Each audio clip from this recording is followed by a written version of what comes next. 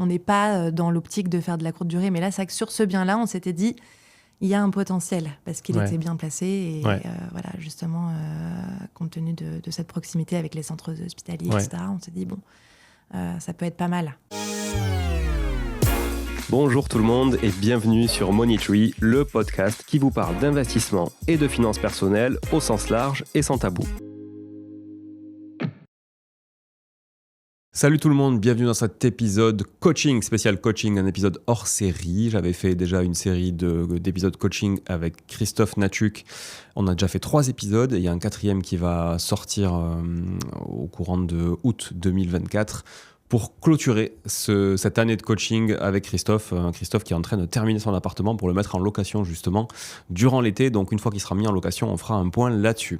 Et aujourd'hui, je reçois Constance qui va nous parler de ses problématiques justement pour investir dans l'immobilier et en quoi je vais essayer de l'aider justement à débloquer tout ça et à passer le cap, puisque Constance, ça fait plusieurs mois qu'elle recherche et qu'elle passe à l'action quand même. Elle a fait des offres, on l'écoutera dans l'épisode, on le verra. Elle a fait des offres, ça n'est pas passé, elle se pose quand même quelques questions et j'ai essayé de l'aiguiller au mieux pour qu'elle puisse justement, elle et son conjoint, pouvoir passer à l'action très rapidement. Donc sans plus attendre, je vous invite à écouter l'épisode du jour avec Constance. C'est le premier épisode d'une série de 4 épisodes coaching qui auront lieu du coup pendant 12 mois. Voilà, bonne écoute, bon visionnage, à très vite sur Money Tree. Ciao, ciao. Salut Constance. Bonjour Julien. Comment vas-tu ? Ça va, merci. Bon, je te disais qu'on allait lancer l'épisode directement, donc on lance l'épisode directement. Ça y est. Merci d'être venue, Constance, de Nantes. Oui. Je me suis trompé, tu vois, je croyais que tu venais de Montpellier tout à l'heure. Mais non, tu es venue de Nantes, donc merci d'avoir fait l'aller-retour dans la journée, d'avoir pris un avion pour venir à Toulouse voir ce beau soleil. Ben voilà, qui n'existait pas aujourd'hui, voilà. Mais bon, c'est pas grave. Non, franchement, c'est un temps hivernal, on est fin avril et il fait pas terrible. Pas terrible. T'as vu, notre rue est en travaux, c'est le bordel, voilà, c'est le sud. C'est ça. C'est pas très bien rangé. Constance, t'es venue ici parce qu'on a fait un appel aux candidats pour se faire coacher, comme je l'ai pu le faire avec Christophe. Et j'invite tout le monde d'ailleurs à écouter les épisodes que j'ai fait avec Christophe Natchuk. D'ailleurs, ça s'écrit pas du tout comme ça, mais ça se prononce Natchuk. On a fait 3 épisodes avec Christophe. Aujourd'hui, il avait des problématiques, il avait des blocages. En fait, au départ, tu as écouté les épisodes, tu m'as dit. Il avait des blocages et avec finalement ces 2 épisodes, on a levé tous les blocages. Il a réussi à faire une offre qui a été acceptée. Il a fait beaucoup de visites et là, il est en plein travaux. Il va bientôt mettre en location. Je pense qu'il sera prêt durant l'été parce qu'il décide de faire beaucoup de travaux lui-même. Ça aussi, c'est un choix à faire. Peut-être qu'on en discutera. Et du coup, ça lui a permis de vraiment se débloquer. Et je me suis dit, chouette, pourquoi pas réitérer l'expérience avec d'autres candidats ou candidates pour les aider un petit peu à se lancer et à passer le pas. Ouais. Et c'est pour ça que j'ai besoin que tu te présentes un peu aux auditeurs, aux auditrices, et que tu nous expliques pourquoi tu es là justement et en quoi ça peut être utile. Alors, donc, je m'appelle Constance. Moi, je viens de la région nantaise. Je suis mariée, j'ai 3 enfants en bas âge. Okay. 8 ans, 5 ans et 2 ans. Donc, avec mon mari, ça fait quelques mois qu'on a un projet d'investissement locatif. On est déjà propriétaire de notre résidence principale. Voilà, on a testé pas mal de choses. On s'est intéressé à un moment donné à l'immobilier de bureau. Finalement, ça l'a pas fait. Voilà, donc là, ça fait plusieurs mois qu'on enchaîne les visites, qu'on a fait des offres, mais qui n'ont pas pu aboutir pour différentes raisons. Voilà, donc là on est un peu dans l'impasse on cherchait vraiment une solution pour pouvoir se débloquer justement. On a certainement des peurs, peut-être des choses qui sont fondées ou pas, mais en tout cas voilà, on est un peu bloqué. Et donc on a écouté ce podcast et on s'est dit que ça pouvait être une bonne opportunité pour nous. Donc, me voici. Alors, du coup, tu parles de nous, parce que vous êtes un tout, effectivement, vous investissez à 2. Bon, aujourd'hui, c'est vrai qu'on va avoir une discussion ensemble, donc tu vas prendre la parole pour 2 personnes. Voilà. Parce qu'il faut déjà, c'est vrai qu'il y a une première chose, c'est d'être aligné dans ce qu'on veut et tout ça, et dans l'implication qu'on a envie aussi de mettre et qu'on peut se permettre d'avoir dans tel ou tel type d'investissement, notamment la partie travaux, la partie recherche. Enfin, c'est très chronophage quand même l'investissement immobilier. Tout à fait. C'est pas une action en bourse, tu fais 3 clics, ça y est, tu es propriétaire d'une partie d'une société. Là, c'est quand même différent. Et même dans l'exploitation, après, la gestion des locataires, la gestion des crises aussi, locataires ou autres, etc. Ok, donc 3 enfants, bon, déjà bravo, félicitations. Voilà, 8, 5 et 2, t'es pas encore sorti d'affaires. T'as du temps, là, t'as du temps devant toi où effectivement, tu vas devoir faire quelques sacrifices encore. Ouais. Voilà. Votre RP, c'est quoi aujourd'hui? C'est une maison, c'est un appart? C'est une maison avec un jardin. Okay. On a 5 chambres, à peu près 135 mètres carrés. On a une parcelle de 500 mètres carrés. Alors, on s'est un peu éloigné du centre de Nantes parce qu'en fait, on s'est rapidement aperçu que c'était hors budget pour nous. À l'origine, on s'est installé à Nantes. On venait de région parisienne. Et on s'est installé justement à Nantes parce qu'on voulait déjà acquérir notre résidence principale. Ouais. Voilà, donc on est arrivé à Nantes en se disant que ça allait être plus facile et au final on a été un peu déçus quand même. Ouais.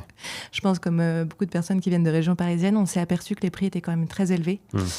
Donc on s'est installé d'abord en location, histoire de découvrir un peu les quartiers, de voir un peu où on voulait s'installer. Et puis finalement on a posé nos valises à Couéron, qui est à 13 km de Nantes. Okay. Voilà, c'est une petite ville au bord de Loire, assez sympa. Et à l'époque, c'était quand même encore assez accessible. C'était en fin 2019, début 2020. Et on a eu pas mal de chance parce qu'en fait, on a téléphoné à une première agence immobilière où on est tombé sur un agent immobilier qui débutait en fait dans cette agence. Il n'avait pas encore de portefeuille d'acheteurs. Et donc, il nous a fait visiter cette maison. On était les premiers, elle n'était pas encore publiée, etc. Donc, je l'ai visitée seule. Et j'ai fait l'offre au prix. Okay. Parce qu'à l'époque, on ne pouvait pas négocier les prix d'acquisition. Ce n'était pas envisageable. Donc, on l'a acheté à 310K net vendeur. Donc, RP 310K. Ouais. Combien vous avez d'emprunts là-dessus? Alors aujourd'hui, il nous reste à rembourser, je pense, 344 000, sachant qu'on avait pu bénéficier d'un prêt à l'accession sociale. Je ne sais pas si tu connais ça. En gros, c'est soumis à des conditions de revenus. Okay. C'est la banque qui nous l'a proposé directement. On était passé par un courtier. Okay. Et en fait, ça permet de limiter les frais d'acquisition, les frais de notaire. Alors, ça nécessite d'hypothéquer aussi, mais sans taxe de publicité foncière. Voilà, il y a quelques avantages, des petits inconvénients aussi, parce que ça implique qu'on ne puisse pas mettre la maison en location. Ok. T'as un engagement de l'habiter pendant une année. Voilà, exactement. Donc, voilà, c'était des conditions plutôt intéressantes. Donc là, vous avez tout financé, 0 apport? Alors, on avait 10 000 euros d'apport, il me semble qu'on avait injecté 10 000 euros d'apport. Pour couvrir les frais de notaire. Petits travaux ou pas du tout? Ouais, 30 000 euros de travaux. Ok. Ouais, c'était une maison qui était habitée par des personnes âgées, donc on n'a pas fait des trucs énormes, mais on a refait la salle de bain, la cuisine, on a changé les sols, on a tout repeint, voilà. Ok. C'est combien ta mensualité là-dessus de crédit? 1320. 1320 euros, et donc il reste combien d'années? On avait emprunté sur 25 ans, il me semble. Et on a aussi bénéficié d'un différé sur 3 ans. Ok, donc t'as pas amorti grand-chose, quoi. Et donc on n'a pas amorti grand-chose parce qu'en fait, mon mari avait eu une période de chômage à un moment donné, donc ce qui nous avait pas mal aidé aussi. Donc on a profité au maximum du différé. Okay. Donc en fait, on a commencé à la rembourser il y a 1 an, je pense. Peut-être 15 mois. Ok. Alors, moi j'aimerais qu'on rentre un peu plus dans qui tu es, qui est ton mari, ce que vous faites dans la vie, quels sont vos revenus, etc. Donc il va falloir se livrer un peu. Pas de problème. Voilà. Alors, qu'est-ce que tu fais déjà toi dans la vie? Alors, moi je suis juriste aujourd'hui. J'ai été avocat pendant pas mal d'années. Mais comme je te le disais tout à l'heure, j'ai 3 enfants en bas âge. Donc ça commence à devenir un peu compliqué à gérer. Tu dis avocat d'ailleurs, pas avocate? Ouais, j'aime bien. Et donc mon cabinet m'a proposé de passer salarié et voilà, je suis passée juriste. Donc juriste, salarié. À temps partiel. À temps partiel, ok. Combien de temps? 26 heures par semaine. 26 heures. Ouais. Pour quel revenu? Pour quel revenu 2060 € net. 2060 € net. Ok. Là, il n'y a pas de prime ni rien dans ces métiers-là. J'ai des primes. Il y a des primes ? Ouais, j'ai des primes de temps en temps. Ok. Bon, mais c'est pas significatif. Non, c'est pas très significatif. Non. Ok. Ton mari ? Alors, lui, il est consultant en recrutement à son compte. Ça va faire 3 ans maintenant qu'il a créé sa société. Et là, aujourd'hui, il se rémunère à 2700 € net. 2700 €, il est en statut quoi, TNS ? Travailleur non salarié, il est en SARL, en SAS ? Il est en SARL. SARL, donc travailleur non salarié, gérant non salarié. Ouais. Ok.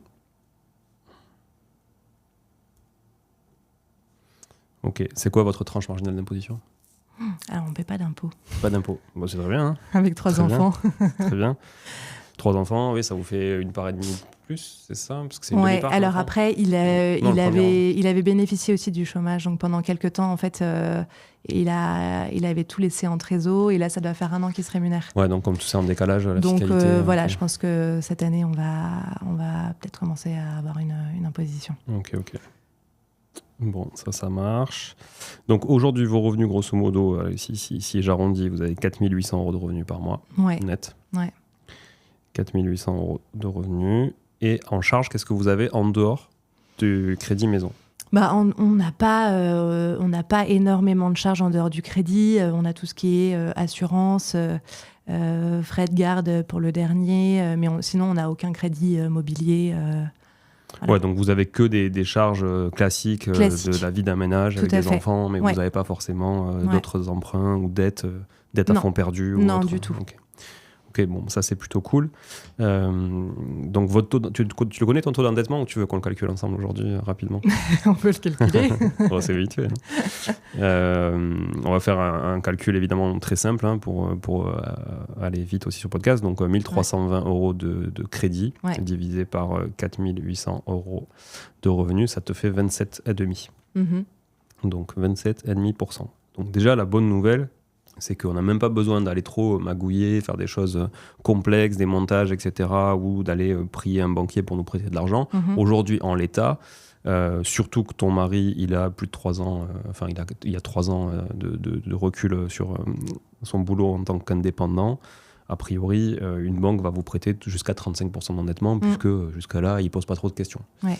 C'est au-delà où ça devient compliqué. Voilà. Donc déjà, on a quand même cette simplification aujourd'hui du financement. Donc on ne se pose pas trop de questions. Maintenant, c'est OK, mais c'est quoi la capacité de financement que j'ai aussi ? Parce qu'il faut que je regarde des biens qui peuvent aussi correspondre à un financement qui sera facile. Parce qu'il n'y a rien de plus frustrant que d'avoir passé du temps à faire des visites. Ça y est, enfin trouvé le truc. Se positionner, faire les devis et puis se dire finalement j'ai pas eu mon crédit parce que je suis allé sur un truc qui était trop gros. Ouais. Donc ça veut dire qu'aujourd'hui quand tu fais, il te reste donc 7,5% d'endettement si jamais tu n'as pas de revenus en face. Donc admettons que tu veux acheter une résidence secondaire par exemple, il te reste 0,7,5 fois 4008, ça te fait 360 € de mensualité par mois. Donc tu peux emprunter aujourd'hui 360 €, un crédit qui va te coûter 360 € par mois. Si tu n'as pas de revenus en face, puisque là tes revenus, je les ai laissés à 4 800 €. Mais comme tu as investi dans l'immobilier, tu vas pouvoir avoir un revenu supplémentaire qui va sûrement être pris en considération entre 70 et 90% par une banque. Et donc ça va augmenter largement la capacité d'endettement. Ouais. Bon, je ne vais pas faire les calculs comme ça parce ça ferait un peu casser l'épisode, qu'on reprenne un ordi, qu'on regarde sur meilleur taux, par exemple un taux d'amortissement, un amortissement d'un prêt, etc. pour voir exactement. Mais grosso modo, je pense qu'on est plutôt sur une mensualité à 500-600 € par mois. C'est à peu près ce que tu peux aller. Je ne sais pas si tu as déjà fait cet exercice avec la banque. Ouais, on avait fait 2 simulations avec la banque de mémoire. Alors effectivement, en tout cas avec notre conseiller, on n'avait a priori pas trop de difficultés sur le financement. Et il nous avait sorti des simulations. Pour un bien à 90 000 € à peu près, ou alors sur un projet à 140-150, en fonction de la taille de l'appartement et des revenus qu'on pouvait espérer. Ouais, c'est ça. Tu as entre 500 et 600 € de mensualité, c'est à peu près autour de 100 000 € d'emprunt, etc. Ouais. Ok. Qu'est-ce que vous avez aujourd'hui en termes de patrimoine hors immobilier? Parce qu'hors immobilier, vous avez la résidence principale. Oui, tout à fait. En termes d'épargne, on a à peu près 60 000 euros, tout poste confondu. Donc ça veut dire épargne salariale, ça veut dire assurance vie, des tontines. Des tontines? Oui, des tontines. C'est-à-dire des prêts? Non, c'est un type d'investissement alors assez sécurisé de mémoire, où en gros, là je crois qu'on a 7 500 euros en tontine, on en a ouvert une à chaque naissance pour nos enfants. Ça consiste en quoi? Ce sont des sommes qui sont bloquées. C'est Okay. bloqué sur, là je crois que nous ça doit être 15 ou 20 ans, je ne sais plus. Okay. Mais voilà, ce sont des sommes qui sont bloquées et ensuite on sort de cette tontine à l'issue de ces années-là et normalement l'argent est censé avoir travaillé. Après c'est quelque chose qui est hyper sécurisé. Donc je ne sais pas si ce sera pas forcément... C'est la banque qui te propose ça? C'est une banque? C'était un conseiller en investissement qui nous avait proposé ça à l'époque. Parce que moi, le mot tontine, il résonne en moi, tu vois, et de suite, je pense à la communauté, par exemple, asiatique, qui se finance entre eux, voilà, un truc très fermé. On intègre un groupe d'investisseurs, en fait. Et voilà, et on ne peut en sortir qu'au bout d'un certain nombre d'années. D'accord. Ok, donc 60K, et combien aujourd'hui vous êtes en mesure de dédier à un projet immobilier? On s'était dit qu'on souhaitait y injecter 15 ou 20 000 euros. Ok. Ce qui est plutôt cohérent avec la capacité d'emprunt, autour de entre 100 et 120 000 euros à peu près. On va partir sur ces bases-là. Ok. Ouais. Bon, je pense qu'on a une bonne vision de la chose. C'est assez, c'est pas péjoratif ce que je dis, mais c'est assez simple à appréhender, en tout cas comme vue, comme patrimoine et tout ça. Donc plutôt cool, parce que je pense que c'est aussi la plupart des gens qui nous écoutent, tu vois, sont dans cette situation-là. Ils ont acheté un bien ou pas, ou deux, mais voilà, ils n'ont pas tous 30, 40, 50 biens. Donc je pense que c'est la bonne approche qu'on a là ensemble. Maintenant, j'aimerais que tu me racontes un peu justement qu'est-ce qui fait que depuis quand tu cherches. Alors, vous cherchez. Comment il s'appelle ton mari? Pierre-Édouard. Pierre-Édouard. Je peux l'appeler PE? Ouais, je l'appelle PE. Okay. Ça fait combien de temps que PE et toi, vous cherchez du coup, et qu'est-ce que tu as identifié aujourd'hui comme type de bien? Tu es allé visiter quoi? Donne-moi tout un peu de manière décousue. Alors, je dirais que ça fait 1 an et demi, 2 ans qu'on a cette idée en tête, parce qu'on est vraiment, nous, dans une logique patrimoniale. On a, voilà, comme je te le disais, on a 3 enfants et on sait qu'on aura à l'avenir des frais conséquents, des études à financer. Voilà, et donc on voulait vraiment investir dans l'immobilier, ça nous rassure. C'est quelque chose qui pour nous est un peu concret. Voilà, donc on a la première chose qu'on a visitée, c'était l'immobilier de bureau. Parce que PE a aussi sa boîte. Oui. Et donc, on avait dans l'idée, au départ, d'acheter des bureaux avec un bureau pour sa société et d'autres bureaux voilà, dans l'optique de les louer. On a visité un premier truc qui était plutôt bien placé dans le centre de Nantes. Mais alors moi direct ça m'a pas plu du tout, c'était dans un espèce de sous-sol avec des fenêtres toutes petites, enfin voilà, le truc vraiment pas top. Après toujours dans l'idée que c'est pas pour y habiter, on est conscient, hein. Mais après réflexion on n'a pas donné suite parce qu'en fait on s'est rendu compte que c'était pas du tout liquide non plus. Et qu'en fait c'était compliqué aujourd'hui même de revendre des bureaux et en fait dans Nantes il y en a beaucoup, il y a une offre qui est hyper importante, il y a aussi les espaces de coworking et en fait on s'est dit que si on voulait faire un truc qualitatif on se retrouverait pas forcément, donc voilà, on pouvait pas se mettre en concurrence avec ces espaces de coworking même si c'était bien placé, même si c'était dans le centre. Donc finalement on a laissé tomber ce projet là et on s'est tourné vers les appartements. On avait pas mal de copains qui avaient commencé à investir dans des colocations. Okay.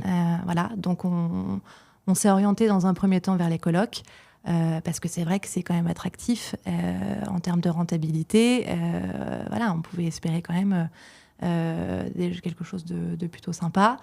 Donc j'ai commencé à visiter, mais par rapport à notre budget, en fait, je suis assez vite arrivée dans des grosses barres d'immeubles, des grosses copros des années 70, avec pas mal de travaux et surtout les ravalements. avec les normes BBC là, qui arrivent. Et donc, en fait, il y en avait pour 15-20 000 euros de frais à prévoir en plus des travaux de l'appartement. Voilà. Donc là, on se retrouvait coincés, en fait. Ok. Donc, la coloc, finalement...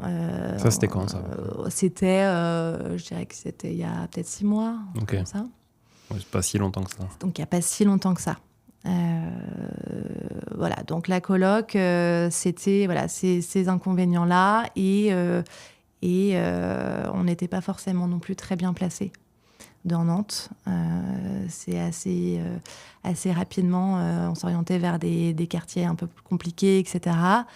Donc, on se posait la question, est-ce qu'on veut investir aussi dans des quartiers où ça peut être un peu difficile ou est-ce qu'on préfère avoir quelque chose d'un peu plus central bien que ça craigne aussi un peu, a priori. Ouais, un peu, c'est vrai. en tout cas en ce moment, depuis quelques temps. Ouais, c'est vrai. Donc voilà, la coloc, finalement, on s'est dit, c'est peut-être pas pour nous. Donc, on a vu un peu plus petit. Okay. Et donc là, j'ai commencé à visiter des studios. Ok. Et finalement, je pense que le studio, ça nous correspond davantage parce que c'est aussi peut-être plus simple pour une première acquisition. Et donc là, on a essayé de voir un peu quels étaient les prix du marché, etc. Mais on a quand même pas mal d'annonces où on est dans les 120-130 000 euros. Mmh. Mais là, en termes de rentabilité, c'est vrai que c'est quand même un peu plus compliqué. Alors nous, on n'est pas dans l'optique d'avoir un cash flow positif de dingue. Oui, tu as une optique, tu l'as dit, tu as une optique patrimoniale. Voilà. Ça peut vous servir c'est un peu de l'épargne forcée pour payer les études des enfants de demain, etc. Ouais. Donc l'idée, c'est peut-être plutôt d'être à l'équilibre. Après, je sais aussi que c'est en fonction de l'apport. On peut moduler tout ça, mais... et donc là, j'ai visité donc des appartes plutôt pas mal en soi, mais affichés à un prix quand même très élevé.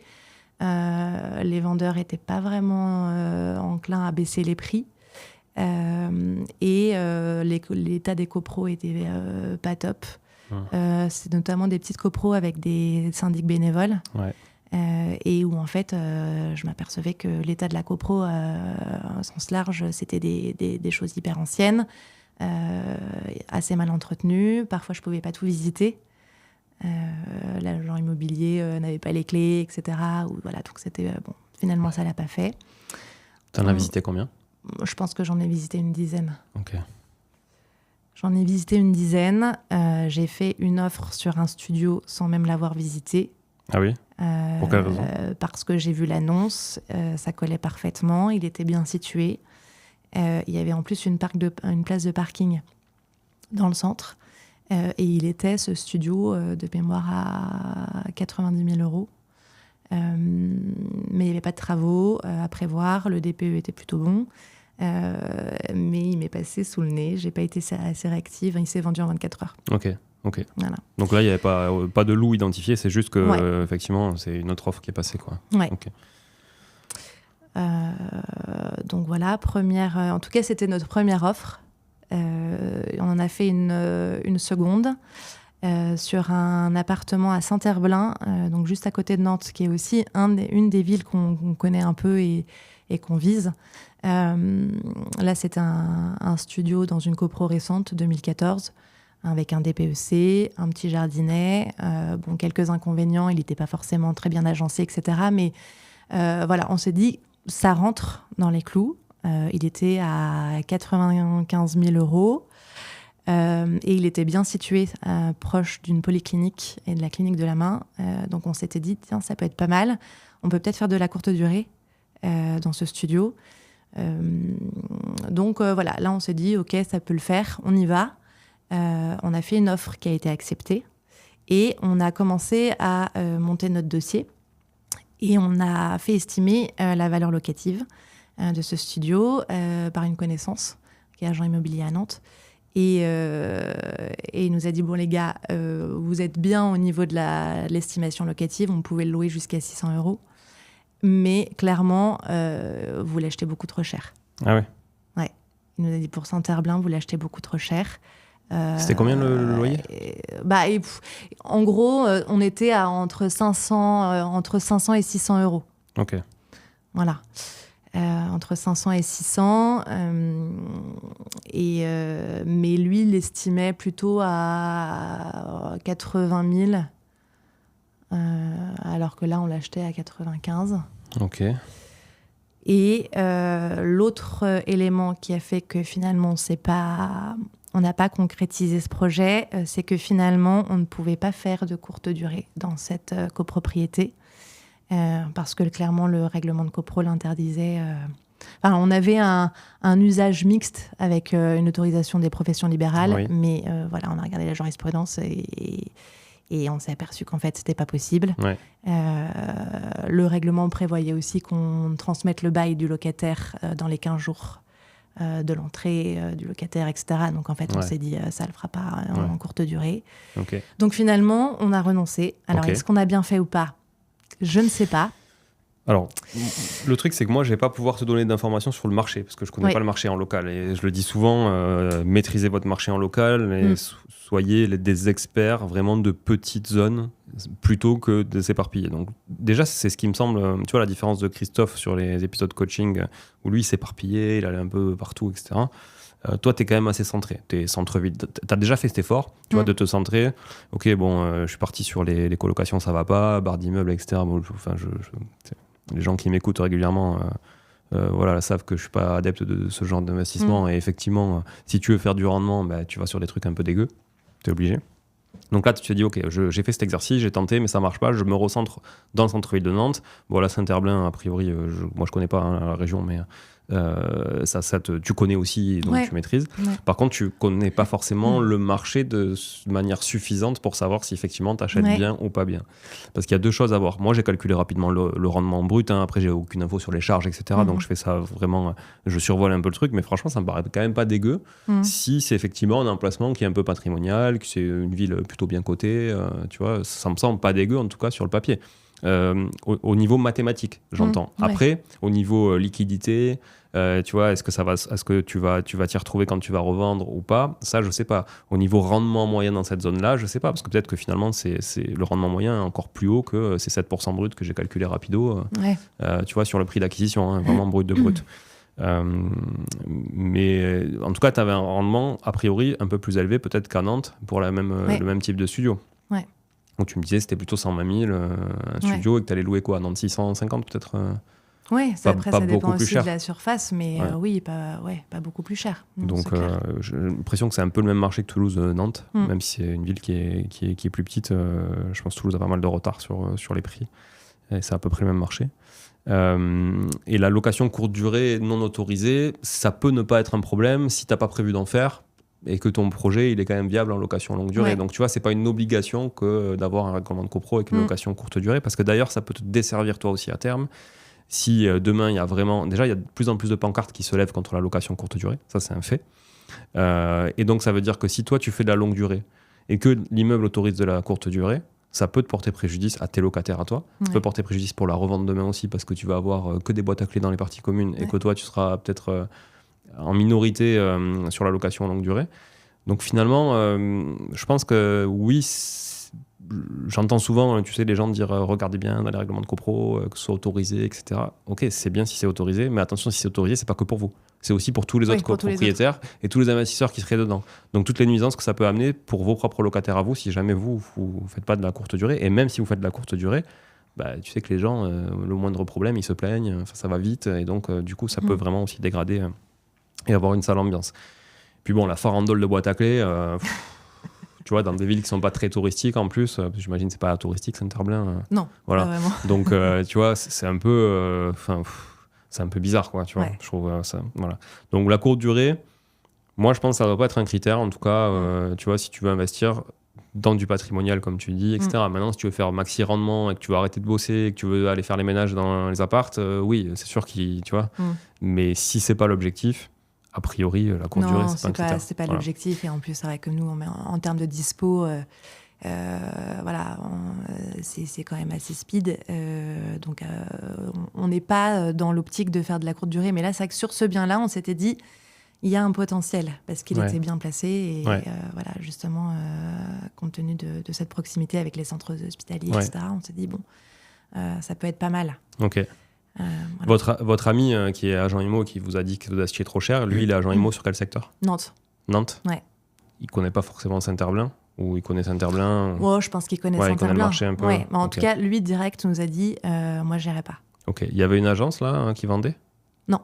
C'était en direct propriétaire ? C'était en direct propriétaire. Parce qu'il y a un truc à faire sur lequel il faut faire attention, c'est souvent quand on voit un prix, par exemple, ce studio, s'il avait été en agence à 95 000, ça veut dire que grosso modo, net vendeur, c'est à peu près du 86 87 000. Et quand tu regardes les bases de données des ventes, etc., c'est le prix net vendeur que tu as toujours, et en plus, auquel souvent on enlève les meubles.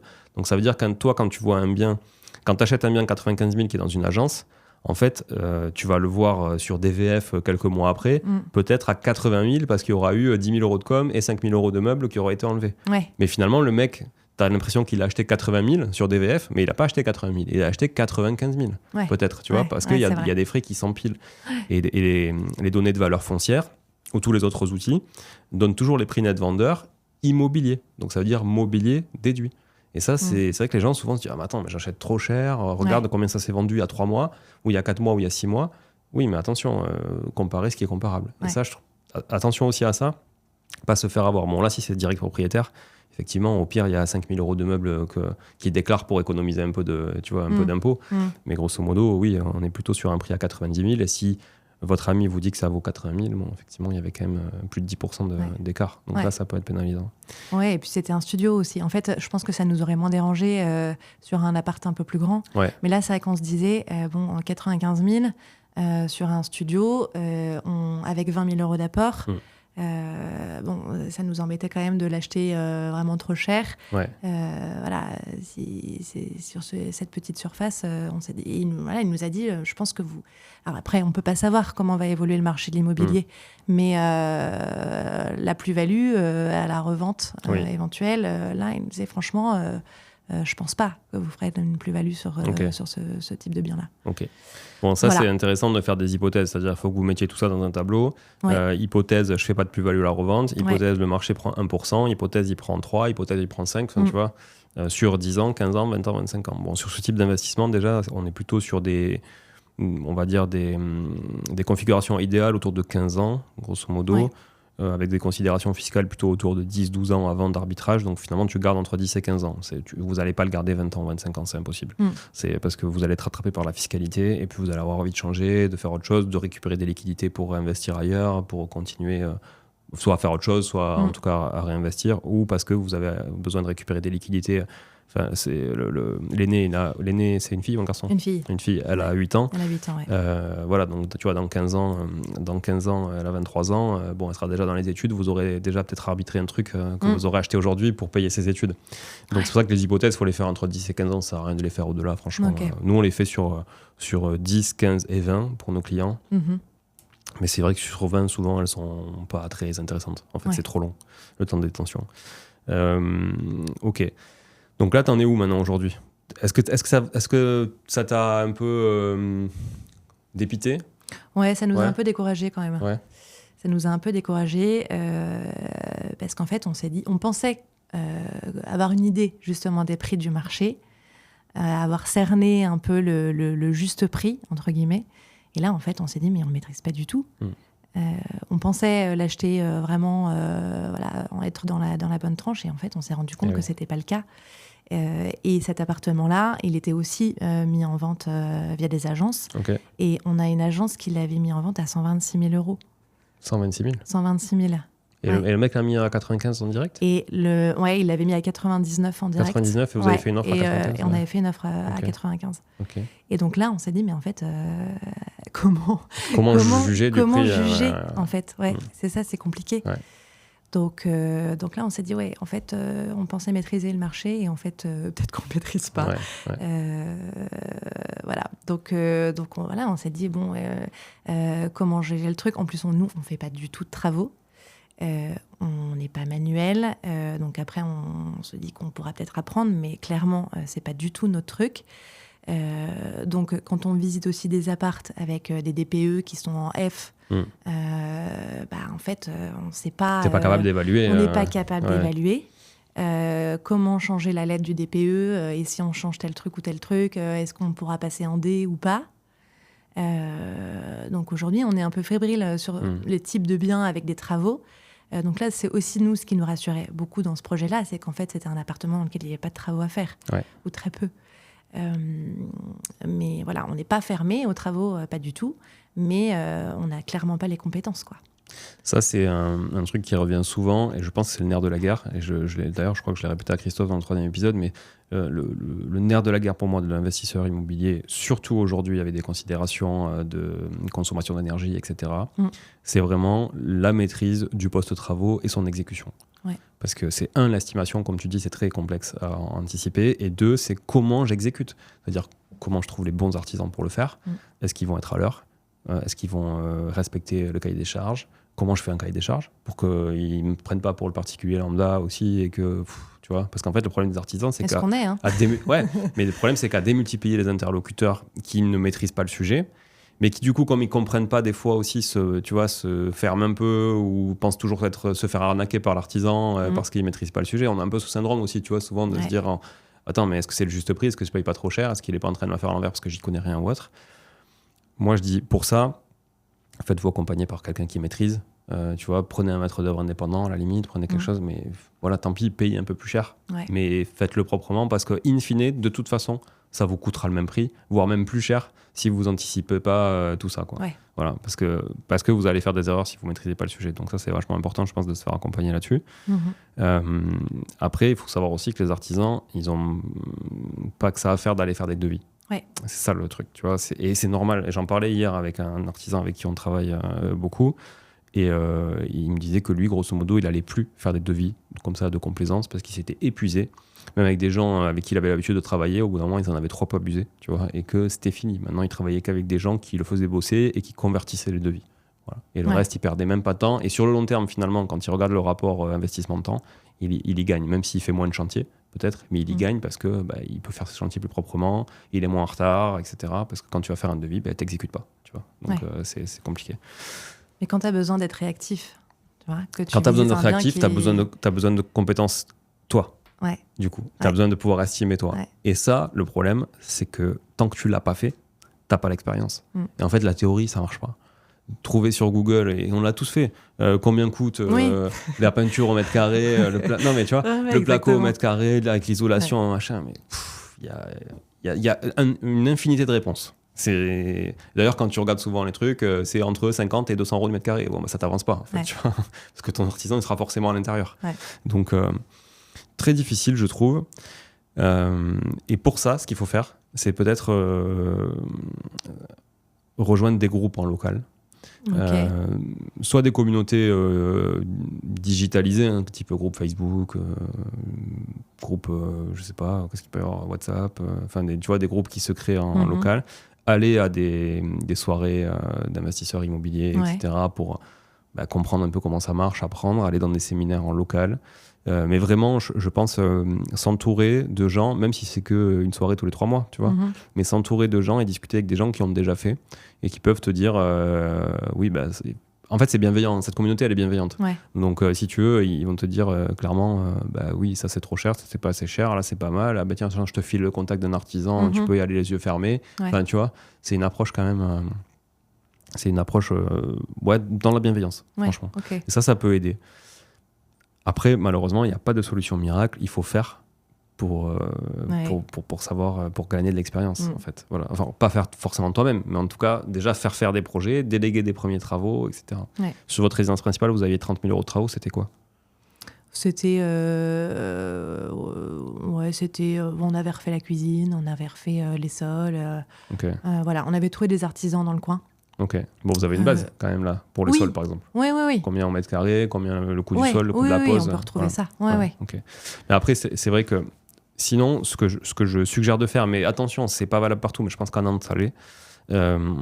Tu prends une grosse fourchette au mètre carré, c'est-à-dire entre 1000 et 1200 € du mètre carré, s'il n'y a pas de menuiserie à changer, s'il n'y a pas de fenêtre à changer.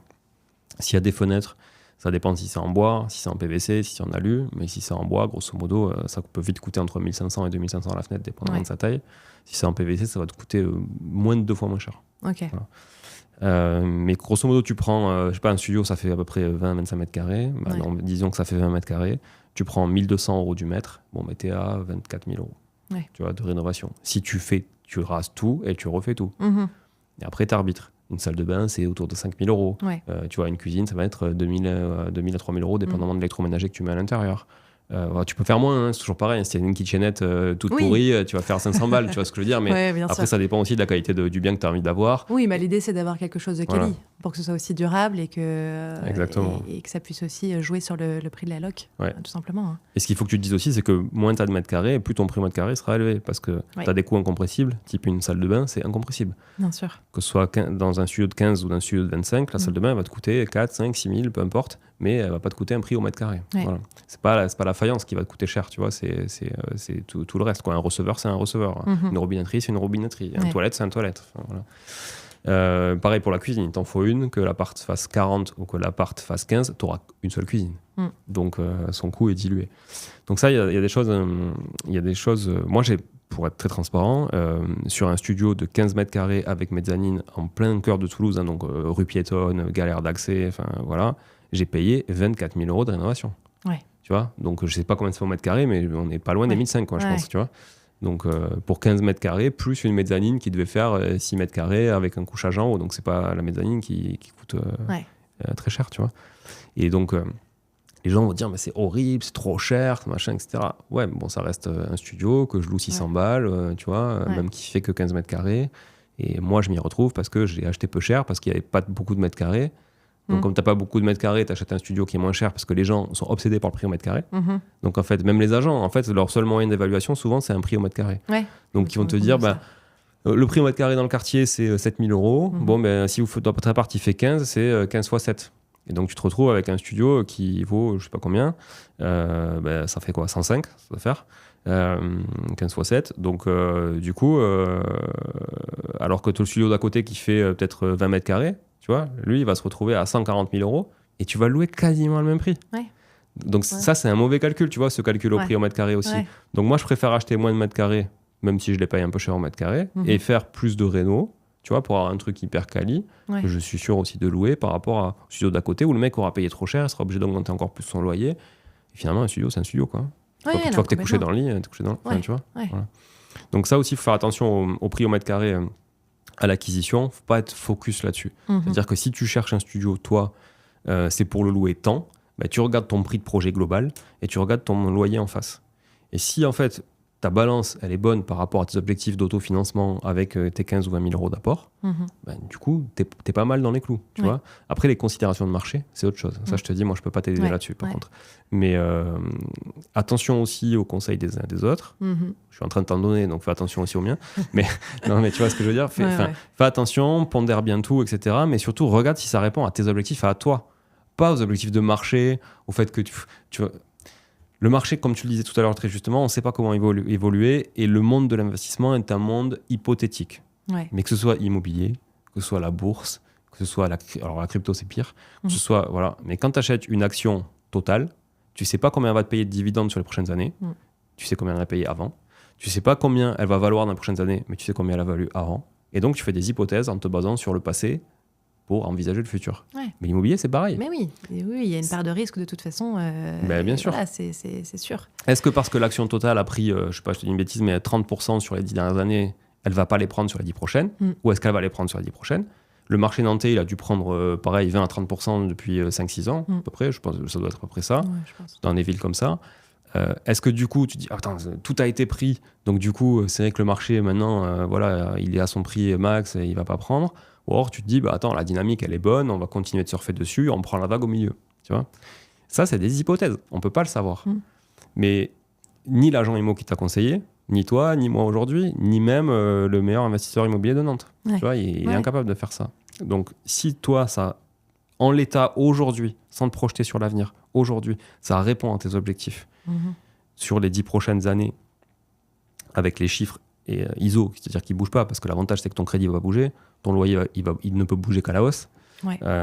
Et tes charges, elles vont bouger aussi à la hausse, malheureusement, mais moindrement côté loyer, puisque proportionnellement, elles représentent une somme moindre. Ouais. Donc, finalement, si tes chiffres sont bons aujourd'hui, ils seront bons demain. Les considérations de revente, si tu fais pas de plus-value, tu fais pas de plus-value. Oui, mais t'as quand même, t'auras pas perdu ton temps, tu vois ce que je veux dire. Alors que là, aujourd'hui, bon, ça fait 6 mois que vous êtes rabattu sur plutôt des quartiers centraux, etc. Mais même pas, les colocations, c'est il y a 6 mois. Donc, au final, ça fait pas si longtemps que ça. Donc, je peux pas te dire, tu as perdu déjà beaucoup trop de temps, parce que franchement, 6 mois, ça va en soi. Mais si dans 2 ans et demi, tu n'as toujours pas acheté, tu te dis, putain, merde. Enfin, tu vois, j'aurais capitalisé déjà 2 ans. Voilà, moitié, à peu près avec les taux aujourd'hui, c'est moitié intérêt sur les premières années, moitié capital. Bon, j'aurais peut-être remboursé déjà 6 000 à 7 000 euros. Et ces 10 000 euros de différence, en fait, ils auront déjà été absorbés. Bien sûr. Et comme tu vas pas revendre dans 5 ans, il faut se lancer. C'est exactement ça. Ouais. Donc, des fois, peut-être, pose-toi avec PE, regarde si vraiment ça correspond à ton objectif. Si ça correspond à votre objectif d'autofinancement, franchement, écoutez pas les autres. Enfin, je pense qu'écoutez pas les autres. Vraiment, écoutez-vous à vous. C'est votre argent. Hein. C'est ça qu'il faut pas oublier. C'est que c'est celui qui paye, qui décide, tu vois. Et c'est à lui de le faire, quoi. Tu vois. Donc, assumez votre décision et faites-le. Moi, ce que je peux te conseiller là aujourd'hui, c'est de te rabattre sur le centre-ville de Nantes. Ouais. Alors, attention, pareil, je connais pas les quartiers, je sais que c'est très insécure depuis quelques mois, etc., qu'on en parle beaucoup. Après, bon, les médias, ça reste les médias aussi, donc en vrai, je sais pas. Mais peut-être tu peux nous le dire, mais c'est quoi ton ressenti là-dessus ? Ouais, c'est-à-dire que l'hypercentre, clairement, est un peu à éviter. L'hypercentre, en termes de sécurité, c'est clairement pas cool. Donc, non, l'idée, c'est les quartiers qui sont quand même dans le centre de Nantes, mais un peu plus résidentiels, avec des accès, des transports en commun, des choses comme ça. Il y en a pas mal. Mais où tu vois Nantes dans 15 ans ? L'hypercentre de Nantes, tu le vois comment dans 15 ans ? Clairement, je suis pas très optimiste. T'es pas optimiste ? Non. Ok. Non. Donc effectivement, faut l'éviter. Ouais. Faut l'éviter. Mais en fait, ça dépend des politiques des mairies. Toujours pareil. S'il y a une vraie politique, je l'ai vu la mairesse sur un reportage l'autre fois. Je crois que c'était un cache investigation, un truc comme ça. Je sais plus ce que c'était ou complément d'enquête ou je sais plus quoi. Bon, bref. Donc si effectivement la politique de la ville va dans le bon sens et assainit un peu l'hypercentre, tu vois, ramène la sécurité et tout ça, il y a des opportunités aujourd'hui qui seront extrêmement bénéfiques pour demain. Ouais. C'est sûr. Maintenant, si tu n'y crois pas, c'est difficile d'y aller, tu vois, uniquement par spéculation, parce que c'est votre premier investissement, etc. Et que je ne peux absolument pas conseiller que de prendre autant de risques, tu vois, sur un premier investissement. Je pense que le premier investissement, comme je le répète souvent, il faut qu'il soit sécure. Ouais. Et surtout, il faut qu'il vous rassure pour pouvoir en faire d'autres et qu'il ne vous dégoûte pas. Ouais. Parce que comme je le disais au début de l'épisode, c'est très chronophage l'investissement immobilier, ça bouffe beaucoup. Vous êtes 2, vous avez 3 enfants, vous avez du taf. Enfin, tu vois, ça va venir quand même mettre des contraintes sur votre couple que vous n'aviez pas aujourd'hui. Ouais. Donc, et pendant pas mal d'années. Tu vois. Ouais. Qui va répondre au téléphone du locataire, qui va aller sur place parce que le locataire, il a 20 ans et qu'à 20 ans, il a besoin d'un deuxième papa-maman parce que lui, il est de Paris et que, tu vois, il est venu faire ses études à Nantes et que donc il a besoin de vous parce qu'il a personne sur place pour venir lui changer, lui resserrer un tuyau qui goûte, enfin, tu vois. Non, mais c'est ça. Qui fait ça sur votre temps de travail, sur votre temps de loisir, sur votre temps de famille, tu vois. Ça, c'est dur. Donc, faites un truc simple, qui tourne, bien rénové, prenez pas trop de risques. Comme tu disais, les sous-sols, les trucs un peu glauques, avec des fenêtres en moitié souplex, les machins, un investissement comme celui-là où on est aujourd'hui ici, tu vois, une cave voûtée où il n'y a pas en pierre ou autre, où il n'y a pas de fenêtre et tout, évitez les trucs atypiques. Enfin, franchement, voilà, ça c'est sûr. Donc du coup, moi ce que je peux te conseiller pour revenir à ça, c'est rapproche-toi du centre-ville de Nantes parce que je pense que c'est un investissement qui correspond carrément mieux à votre stratégie aujourd'hui. Hein. Comme je le disais, c'est objectif, horizon d'investissement. L'objectif, il est clair, tu l'as dit toi-même, il est patrimonial, on n'a même pas besoin de rentrer dans le détail. Et l'horizon, il est à 15 ans, grosso modo, autour de 15 ans, entre 10 et 20, par rapport aux enfants. Et en plus, comme vous en avez 3, 8, 5 et 2, ça, du coup, tu vois, tu peux te faire 15 ans, 20 ans, et vous pouvez acheter 3, 4, 5, 6 appartements dans les années qui viennent. Ouais. Évite l'hypercentre. Donc, du coup, si tu n'y crois pas, trouve des quartiers périphériques, peut-être des quartiers étudiants. Oui, clairement. Complètement. Voilà. Et après, il y a l'appétence que tu as aussi dans la pierre toi-même. Ouais. Tu disais barre d'immeuble années 70, tu trouves pas ça sexy? Non, alors après, en soi, c'est pas ça qui m'a rebuté en soi, parce que c'est pour de l'investissement locatif.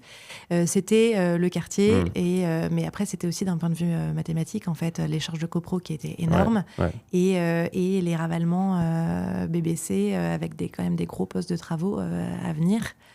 Et des prix qui étaient quand même encore hyper élevés. Parce que c'est vrai que les vendeurs sont, je pense, encore dans l'idée des prix d'il y a un an.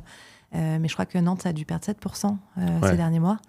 Et clairement, nous, avec un emprunt à 4%, en termes de budget, en fait, ça ne le faisait pas, quoi. Ouais. Donc après, je pense que avec un peu d'expérience maintenant, on est enclin à se dire ok, bon bah en fait on va peut-être devoir débourser je sais pas 100 € par mois si ça couvre pas tout. Enfin voilà, on n'est pas fermé à ça. On n'est plus dans l'idée d'avoir un investissement, un super truc avec un cash flow positif, etc. On en a conscience. Donc cet effort d'épargne, on est prêt à le faire. Mais comme tu le disais tout à l'heure, on a besoin de sécurité. Et donc, on est prêt, mais pour un truc, je ne cherche pas un truc canon avec des jolies pierres. Voilà, je cherche un studio basique, qui soit propre, dans une copro à peu près saine. Et voilà, on ne cherche pas un truc incroyable. Mais c'est vrai qu'aujourd'hui, les prix sont quand même encore hyper élevés. Oui, c'est vrai. Et voilà, donc les biens qui sont au prix, ils partent très vite. Ah, ils partent quand même au prix. Bah, là, le studio dont je te parlais tout à l'heure, pour lequel j'ai fait une offre sans avoir visité l'appart, je l'ai faite au prix. Et il avait été mis en ligne la veille. Oui, mais là, c'est une grosse anomalie. Enfin, on peut appeler ça une anomalie, parce que 90 000, si tu me dis que le prix, c'est plus 120, il y avait un agent immobilier et un notaire. Et en fait, j'ai fait la bêtise j'ai contacté le notaire et j'ai pas pensé à contacter l'agent immobilier qui l'a fait visiter le jour de la parution de l'annonce. Et donc il est parti comme ça. Mais voilà, je le saurai la prochaine fois. Non, mais c'est vrai que bon, il y a des marchés comme ça où voilà, quand il y a une opportunité, il faut la prendre, etc. Mais je pense que quand c'est ton premier investissement, c'est aussi pas ta place de prendre ces opportunités-là. C'est-à-dire que ces opportunités-là, normalement, ce sont les gens hyper aguerris qui les prennent aussi, tu vois, parce qu'ils ont déjà le réseau, parce que d'ailleurs, souvent, elles doivent même pas sortir, en fait, tu les vois même pas. Tu vois, c'est ça le truc. C'est que, tu vois, moi, par exemple, je viens de faire une offre sur un immeuble, mais j'ai pu négocier pendant 3 semaines, tranquillement, parce que l'immeuble n'est jamais sorti, tu vois. L'agent l'a rentré, elle m'en a parlé tout de suite. J'ai vu l'immeuble avant qu'elle signe le mandat. Et donc, du coup, il n'est jamais sorti en commercialisation. Donc, ça m'a laissé le temps. Et comme elle a confiance en moi, et tu vois, parce qu'on a beaucoup de recul, ça fait des années qu'on travaille ensemble, etc., qu'on fait beaucoup de deals, bah, du coup, elle m'a dit, moi, il n'y a pas de problème. Même si j'ai perdu 3 semaines, je sais que je les retrouverai sur un autre projet avec toi. Tu vois. Et donc, du coup, ces biens-là, normalement, tu ne les vois pas. Là, si tu les vois, c'est parce qu'effectivement, si c'est un notaire qui l'avait, c'est peut-être une succession, un truc, j'en sais rien, tu vois. Et donc, du coup, ils doivent parce que les notaires, ils commercialisent normalement. Quand ils font un peu de transac, c'est les successions qui rentrent, etc. Tu vois. Donc ça veut dire qu'il y avait peut-être une urgence, qu'il n'y avait pas forcément de réseau, et voilà, et c'est sorti comme ça. Mais c'est pas grave, il faut pas rester bloqué là-dessus, parce que je pense clairement, c'est pas ta place d'acheter ce genre de truc. Enfin, tu vois ce que je veux dire, d'ailleurs, si tu regardes bien, c'est pas normal que quelqu'un qui achète une fois dans sa vie, je dis, tu vois, ait accès à des opportunités meilleures que des mecs qui font ça toute la journée. Tu vois, quand tu regardes, dans tous les métiers, c'est pareil. Enfin, tu vois, quelqu'un qui achète en gros, normalement, il achète mieux que quelqu'un qui achète au détail. Tu vois ce que je veux dire? Donc c'est un peu là, tu veux dire qu'en fait, on a juste le choix entre tous les trucs pourris. Ben, en fait... je veux dire que ça arrive de pouvoir accéder à des choses comme ça, mais c'est pas la normalité. Tu vois, il faut pas considérer ça comme la normalité. Ça en tête, voilà, et chercher le truc impossible. Exactement. Donc c'est pas très grave. En fait, ce que je veux dire, c'est pas grave d'acheter au prix du marché. Tu vois ce que je veux dire? C'est pas grave. Parce que s'il y a un marché, c'est que c'est le juste prix, en fait. Le marché, il s'autorégule par l'offre et par la demande. Il y a des anomalies, mais si les gens ne veulent acheter que des anomalies, les gens n'achètent rien. En fait, parce que les anomalies, il n'y en a pas souvent, tu vois. Et encore une fois, elles sont souvent pas publiques. Elles sont réservées à des gens qui sont plutôt aguerris. Donc, pour résumer, peut-être se remettre à visiter beaucoup, et à pas hésiter à faire des offres fracassées sur des prix que tu trouves trouvent encore trop cher par rapport au marché aujourd'hui, tu vois, et qui pour toi sont pas au prix du marché. D'ailleurs, si les biens ne partent pas, c'est qu'ils ne sont pas au prix du marché. Mais attention aussi, les acquéreurs sont très frileux. Donc ça veut dire que c'est pas parce qu'un bien ne part pas que c'est pas une bonne affaire, tu vois, ou une affaire à faire en tout cas. C'est parce que les acquéreurs aussi sont très très frileux en ce moment. Et même si nous, en tant qu'aguerris, on se dit oui, c'est bien pour négocier, c'est bien pour acheter parce que justement il y a peu d'acquéreurs, on est quand même une minorité, tu vois. Et donc attention à pas se dire le bien est là depuis 6 mois, c'est mort, je le regarde même pas. Non, c'est peut-être intéressant de le regarder. Le mec est peut-être essoufflé aussi, on peut faire une bonne négo. Peut-être que le bien est top. Peut-être qu'il y a des problématiques qu'on peut lever aussi, hein, parce que des fois, il y a des trucs qu'on peut lever très facilement avec des conditions suspensives ou autres. Et sur le sujet copro, parce que tu disais syndic bénévole, etc., effectivement, c'est à double tranchant, c'est-à-dire qu'un syndic bénévole, c'est pas cher en charge et donc c'est très alléchant. Par contre, s'il est mal géré, et s'il n'y a pas d'entente, et si les copropriétaires, franchement, ne font pas d'efforts et n'ont pas de moyens aussi, parce que c'est souvent ça, ça peut être effectivement très compliqué, ça peut se dégrader. On voit des immeubles qui s'effondrent, on voit des immeubles qui se mettent en péril, etc. Parce que justement, ça n'a pas été entretenu, parce que les gens n'ont pas voulu investir dans l'entretien du patrimoine. Donc ça, attention, mais on le voit aussi sur les syndics pro. D'ailleurs, les immeubles qui s'effondrent, ils sont gérés ici à Toulouse par des syndics professionnels. Mais qui font pas, ils ne peuvent pas faire des miracles, en fait. C'est les copropriétaires qui votent de manière collective. Donc, en fait, c'est à eux d'être investis, tu vois. Donc ça, c'est les aléas de la copro. Et ça, malheureusement, que ce soit syndic bénévole ou syndic pro, je pense que tu auras toujours une problématique, tu vois, de manque d'entretien, de choses qui ne seront pas à ton goût et faites suffisamment en fonction de tes attentes. Voilà. Visiter, pour moi, c'est vraiment important. Donc, visite. Il faut vraiment que tu visites. Fais des offres fracassées. Même si le bien ne te plaît pas, même si c'est pas grave, tu vois, tu l'as fait 2 fois, il y en a une qui a été refusée, une où tu t'es ressorti, ça t'engage à rien. Si tu veux, je trouve qu'il y a une grosse différence entre toi qui vas pouvoir, ou la plupart des gens qui nous écoutent, qui vont aller faire des offres, quitte à se griller 1 ou 2 agents immobiliers, parce qu'ils vont, c'est pas grave. Enfin, les agents qui m'écoutent ne seront pas d'accord avec moi, et moi-même, les agents qui bossent chez Artae ne seront pas d'accord avec moi, mais c'est pas grave, ça arrive, tu vois, vous n'êtes pas des professionnels, etc. Et si vous faites ça tout seul, c'est normal que vous puissiez faire marche arrière de temps en temps. Par contre, si vous êtes investisseur aguerri, là, il ne faut pas se griller, quoi. Parce que le jour où tu te grilles, ça va très vite. Encore une fois, le marché en local est très petit, ça peut se savoir aussi. Puis les mecs, ils vont plus penser à toi, c'est sûr, et tu vas te retrouver un peu sur le bord du terrain, quoi, tu vois. Mais bien sûr. Mais toi, à la limite, faire des offres, ça t'engage pas à grand-chose, tu vois. Et puis tu vas dire, tiens, mais ce bien, il était à 120, j'ai fait une offre à 105, et jamais j'imaginais, tu vois, pouvoir négocier quasiment 10% du prix, enfin un peu plus de 10% du prix sur un bien comme ça. Mais ça, c'est pas évident non plus de négocier. En fait, parce que j'écoute pas mal de podcasts, justement le tien, mais aussi d'autres. Et en fait, comme ça, sur le papier, on a l'impression que c'est hyper facile, tu vois, de faire des offres agressives, etc.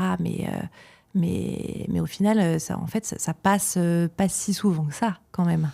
Alors, ça passe pas souvent, c'est pour ça qu'il faut en faire beaucoup. Ou alors, on attend une contre-proposition, éventuellement, mais qui ne vient pas, en fait. Alors, ça, c'est quand effectivement, quand t'es vraiment trop bas, ça vient pas, ou quand le vendeur s'est vexé, ça vient pas. Ce qui est sûr, c'est que plus tu fais de volume, plus tu auras de chances que ça passe. Toujours pareil, c'est une question de probabilité, c'est des maths.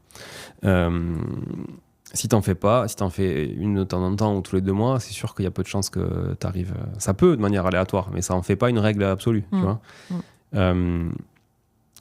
Moi, je suis pas de l'école de ceux qui vont te dire pour négocier, il faut identifier les points pourris, parce que ça sert pas à négocier, ça sert à vexer les gens, ça. Tu vois, dire au mec, ton bien là, ça, moi je le refais parce que ta cuisine, tu m'as dit qu'elle était neuve, mais je vais la mettre à la poubelle. Ça, tu peux le dire à un agent immobilier. Et l'agent immobilier, par contre, c'est à lui d'aller, mettre un peu de forme pour expliquer ça à son client qu'il a mandaté pour vendre au prix. Tu vois, donc c'est là où c'est un peu schizophrénique le rôle d'un agent immobilier. Parce que lui, il doit tout faire pour que ton offre, elle passe, mais il doit tout faire pour vendre au meilleur prix. Là où le marché nord-américain est meilleur, il y a un agent pour l'acquéreur, un agent pour le vendeur. Donc l'argent pour l'acquéreur, il défend l'acquéreur, comme nous on le fait chez Artae, tu vois, sur les clients qu'on accompagne, on est pro-acquéreur. Et quand par contre, on a le mandat à la vente, on est pro-vendeur. Donc on va pas arranger l'acquéreur, on va arranger le vendeur, tu vois ce que je veux dire ? Il faut voir qui paye à la fin, c'est toujours pareil, hein, en fait, quand c'est le client qui paye. Donc, et pourquoi on te mandate.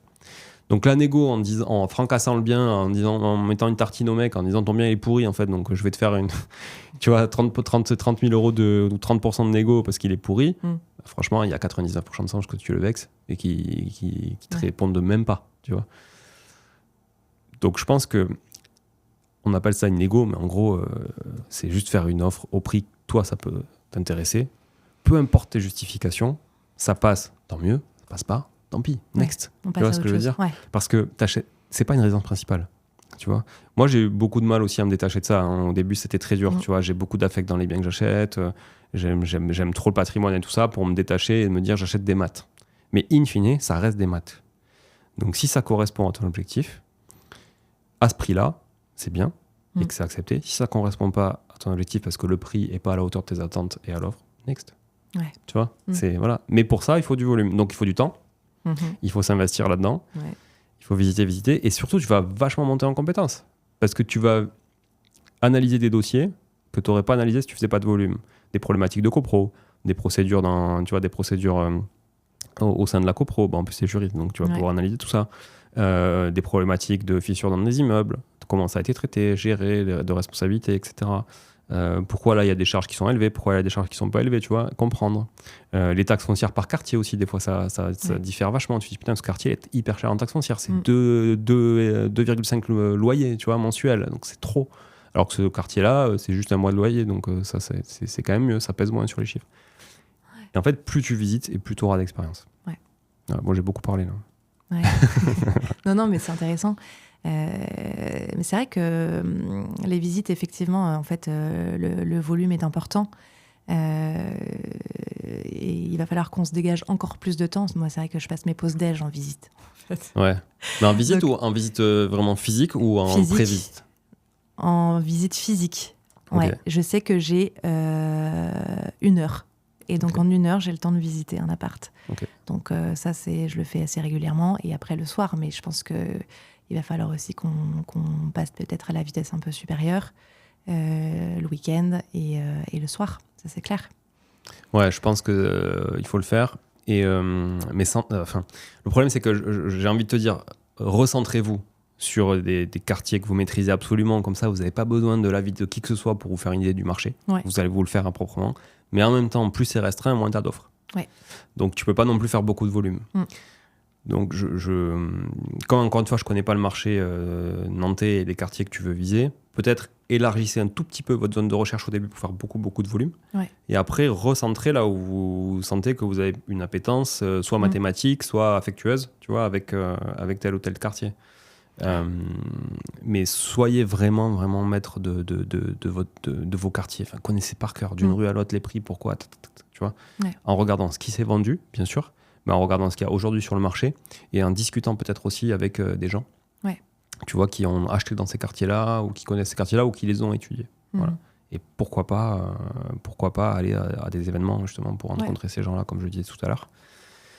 Et l'autre blocage que tu avais, c'est ce qui vous gêne aujourd'hui, c'est la partie travaux.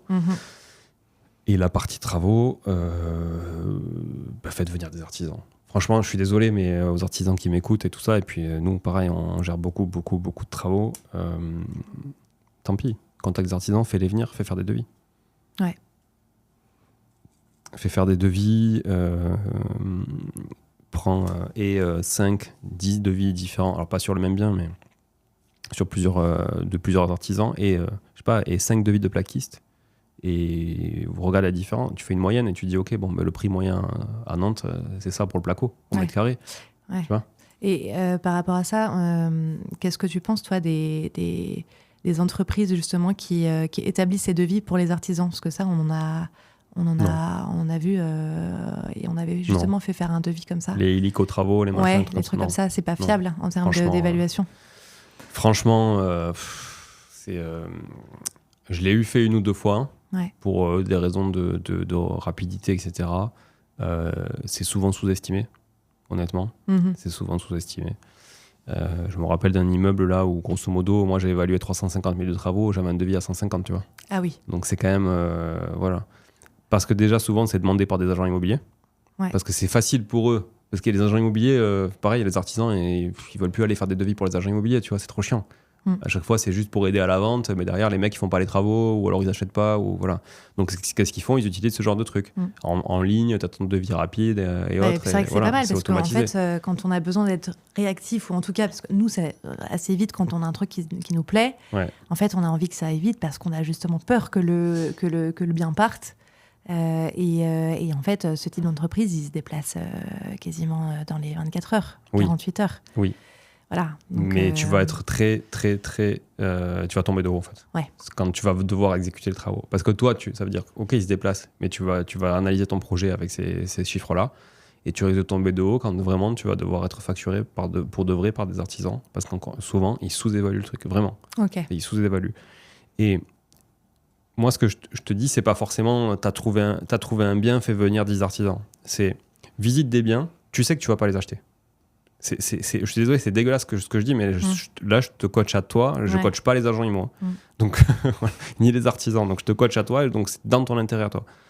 Ça veut pas dire que je cautionne. C'est dans ton intérêt à toi. Je veux dire à tout le monde. Parce que nous, on fait un peu tous les métiers dans l'IMO. Et voilà. Donc, j'aime bien quand tout se passe bien pour tout le monde. Dans ton intérêt à toi, même si tu as un bien que tu veux pas acheter, mais où il y a masse de travaux, fais venir 3-4 artisans. Fais faire les devis. Et tu sais en plus que ce bien, il va pas partir. Il est là depuis longtemps. Tu as le temps. Même si l'artisan il vient dans 15 jours, tu dis à l'agent, voilà, je reviens avec un artisan il y a 15 jours, dans 15 jours, etc. Et fais-les. Voilà. Pourquoi ? Parce que ça va te faire monter en compétence à toi, pour que toi, tu sois capable d'évaluer quand un projet sur lequel tu dois être réactif te plaît. Toi, tu vas vouloir... réactif, pardon, tu vas vouloir... des fois, j'ai des relents comme ça de vocabulaire et d'accords, tu vois, qui me reviennent. Quand vous allez vouloir être réactif avec PE sur un bien qui vous plaît, du coup, vous aurez déjà la notion du prix. Vous prenez le métrage, vous achetez un télémètre, ça coûte 50 balles. Même sur Amazon, c'est moins cher, à mon avis. Tac, tu mets tout l'appart vite fait. Tu te fais un petit plan à main levée, tu n'as pas besoin d'être archi d'intérieur pour faire ça. D'ailleurs, il y a plein d'archis d'intérieur qui sont archi nazes et qui ne savent même pas faire des plans. Voilà, ça c'est dit. Voilà. Non, mais c'est un peu le métier à la mode aussi, tu vois. Il y a des trucs comme ça. Voilà, j'arrête de bosser, je vais faire archi d'intérieur. Avant, c'était le scrapbooking il y a 15 ans. Bon, en fait, tu vois. Non, mais c'est comme ça. Bon, du coup, tu fais un petit plan à main levée. Tu prends des cotes, rapido, tu as tes métrés, tu multiplies par la moyenne des devis que tu as fait faire pour rien à des artisans que tu feras bosser, hein, in fine, évidemment, sur tes projets. Voilà. Non, mais tu vois, il faut jouer le jeu. Enfin, je veux dire, oui, bien sûr. Franchement, plus tu es fair play dans ce métier, et plus tu dures. Et la clé, c'est de durer. Enfin, je te dis métier, tu vas pas en faire ton métier, mais malgré tout, si tu veux te faciliter la vie pour des prochains projets, il faut que tu aies une vraie équipe. Alors, c'est pas une équipe au sens, tu vas pas embaucher les gens, mais tu as une vraie équipe quand même sur qui tu peux compter. Et surtout, eux, ils savent qu'ils peuvent compter sur toi. Tu vois. Donc, ils savent aussi que quand ils font des devis, ils bossent pas avec tous les gens avec qui ils font des devis. C'est comme ça. Donc, toi, tu as tes prix, tu as tes bases de référence. Et c'est pour ça que trouve-toi un projet où tu as un peu tout à faire.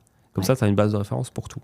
De 3, 4, 5, 6, 7 artisans. Alors, on n'abuse pas quand même, parce que tu vas y passer toute ta vie toi aussi, mais voilà. Okay. Et là, tu vas monter en compétence puissance 10 000. Et en plus, tu verras, ils ont tous une façon d'écrire la chose différente. Et ça, c'est cool, parce que quand tu as un devis d'un artisan et que tu n'as fait qu'un seul devis ou deux devis, si le mec, il écrit, il fait, je sais pas, par exemple, pour de la peinture, il a une ligne, alors que l'artisan d'à côté, il te fait 3 lignes de peinture. Tu vois, préparation, couche d'impression, 2 couches de finition, ratissage en amont s'il y a des trucs et tout ça. Du coup, quand c'est hyper ventilé, comme ça, les devis, c'est top. Parce que tu dis, ah ouais, ok, d'accord. Donc la peinture, en fait, c'est ça, ça, plus ça, plus ça. Là, il est pas cher là-dessus, là, il est cher là-dessus, etc. Le travers dans lequel il ne faut pas tomber aussi sur la gestion des travaux, l'estimation des travaux, c'est que moi, j'ai vu trop de gens se dire, ouais, mais je travaille pas avec lui parce que sur la plomberie, il est trop cher. Ouais, c'est vrai qu'on entend pas mal ça. Voilà, ou sur les GLEC, il est trop cher, ou machin. Mais si, en fait, le mec, il te fait tout, peut-être qu'il est cher là, mais si tu parles pas du reste, ça veut dire que t'as pas considéré qu'il était trop cher par rapport à d'autres, tu vois. Donc, fais pas faire la plomberie à un mec, puis l'électricité à un mec, puis la peinture à un autre mec, si en fait, un seul mec qui peut te faire tout est juste trop cher sur la plomberie par rapport à un plombier tout seul. C'est normal. Il est tout corps d'état. Ils ont souvent un maître d'œuvre en interne. Il y a forcément un mec qui vient approvisionner le chantier à la place des gens pour que les gens y bossent. Il y a un mec qui pilote le chantier. Enfin, il y a un conducteur. Donc, ça se paye. Mais il ne faut pas regarder non plus trop poste par poste parce que sinon, tu deviens maître d'œuvre. Ouais, c'est ça. Et ce n'est pas ton métier. C'est la globalité, en fait. Voilà. Et il n'y a rien de pire aussi, surtout quand c'est ton premier chantier, que de synchroniser des artisans qui n'ont jamais bossé ensemble. Et ça, croisant mon expérience, c'est absolument à éviter. Il vaut mieux payer 10% plus cher tes travaux et avoir un mec qui te gère tout, et où les gars se connaissent, ils vont pouvoir synchroniser, etc. Et en cas de responsabilité, tu as un responsable dessus. Parce que dans les chantiers, et moi encore chez moi, alors je travaille avec des artisans qui sont franchement hyper carrés, etc. pour ma résidence principale, enfin que je ne ferai pas travailler sur locatif parce qu'ils sont beaucoup trop chers.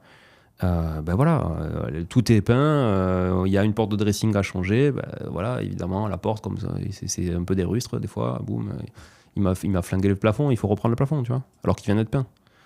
Bon, et ça, si l'artisan, tu dois lui courir après, ou tu dois chercher la responsabilité et compagnie, c'est compliqué. Alors que là, si c'est les salariés de la même boîte qui ont fait la peinture et à la fois qui doivent reprendre après que leurs collègues, ils se débrouillent. Ouais, c'est intéressant, tu vois, ça. C'est leur sujet. Donc, et je m'en fous de payer 10% plus cher pour ça. Et je pense que tout le monde devrait s'en foutre pour ça. C'est vraiment important, parce que c'est la tranquillité d'esprit. Ouais. Sinon, ton chantier va prendre des plombes. Tu vois. Et si sur 20 000 euros, 10%, 20 000 euros de travaux sur un studio, par exemple, 10% c'est 2 000 euros, et que tu perds 6 mois de loyer à 500 balles, donc 3 000 balles, parce que tu as galéré à faire synchroniser les mecs, ou alors, voire pire, qu'il y en a un qui est parti avec un acompte, et que tu ne revois plus parce que il a plus envie de bosser, c'est la cata. C'est la cata. Donc ça, c'est mon conseil sur les travaux. Okay. C'est pas un épisode de travaux, mais je pense que c'est intéressant, parce qu'encore une fois, c'est le nerf de la guerre. Ouais. Voilà. Ok. Je sais pas si j'ai répondu à pas mal de tes questions. C'était un peu brouillon. Non, mais pour moi, c'est clair. Hein. Mais ça, c'est vrai que faire estimer, faire venir des artisans comme ça sur des biens sur lesquels on ne se projette pas forcément, mais effectivement, pour monter en compétence, comme tu le dis, sur les travaux, sur les coûts, que ça peut représenter, etc., ouais, c'est intéressant. Il faut que tu grilles tes cartouches quand tu as le temps de les griller. Tu vois Et par contre, dès que tu dois mettre un coup de fusil pour de vrai, là, là, il faut toutes les armes avec toi. Voilà. Ok, c'est clair pour moi.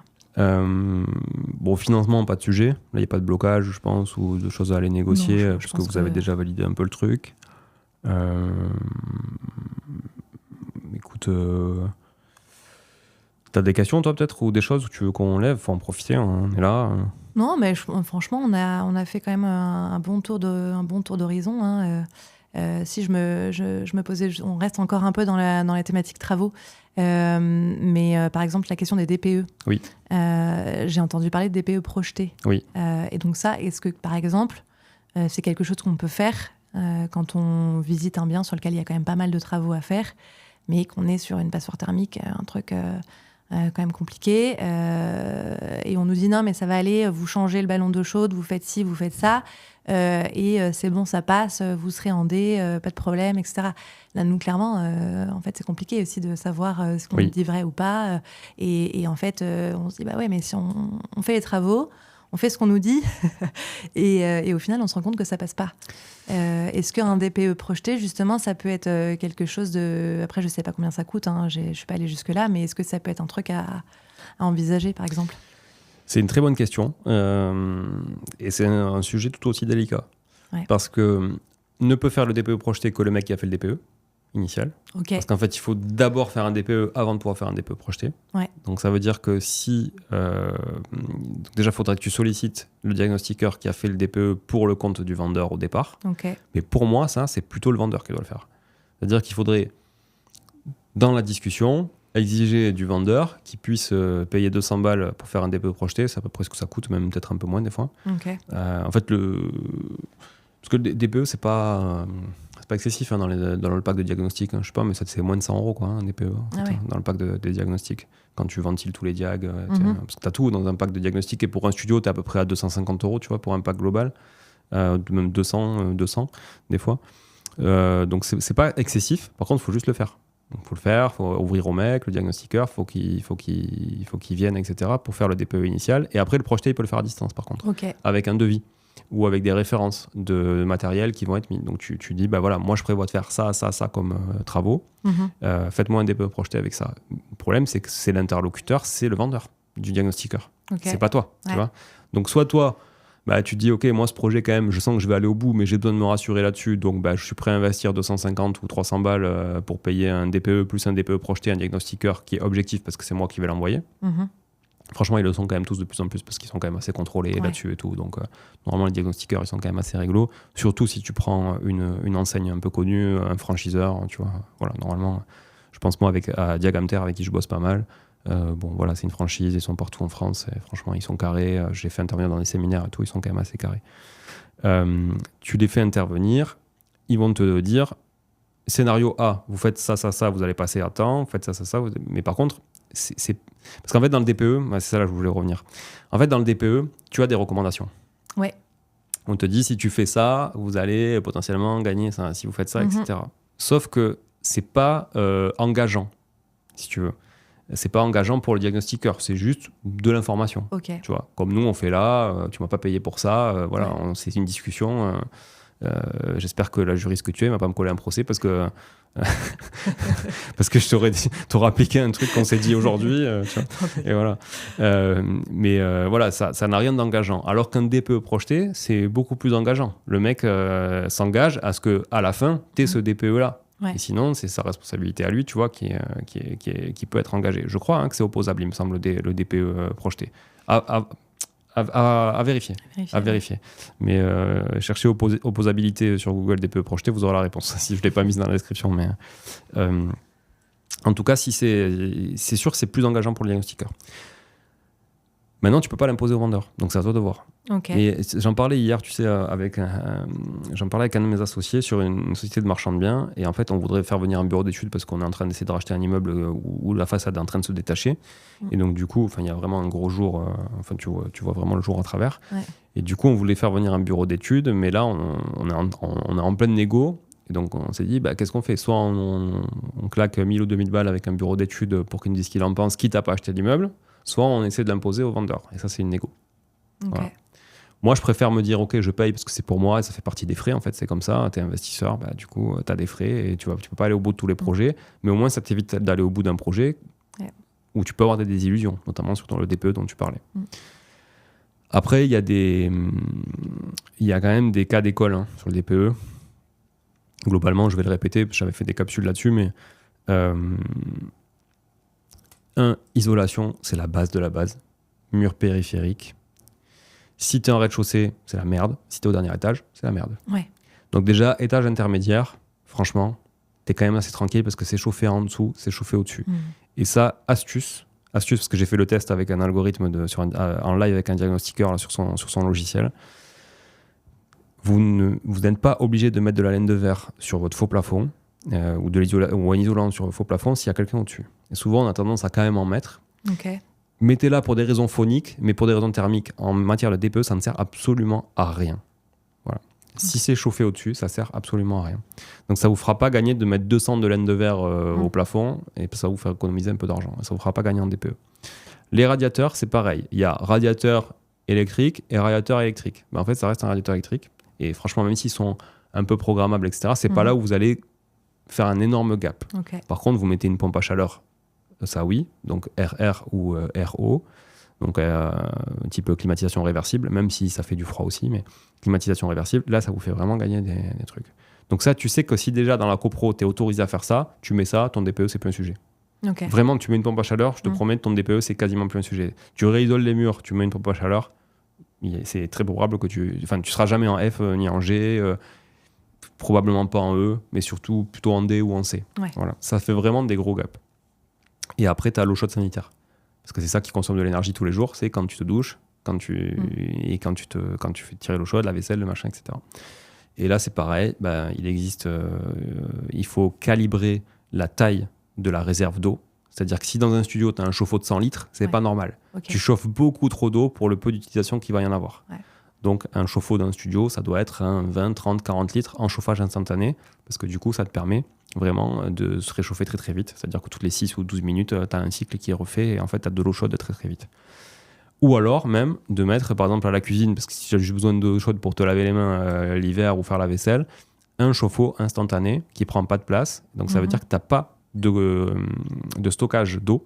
Ouais. Et donc, ça ne chauffe pas pour rien. Ça chauffe la résistance chauffe que quand l'eau passe à travers. Donc, tu tires de l'eau chaude, ça consomme. Tu tires pas d'eau chaude, ça consomme pas. Okay. Tu vois ?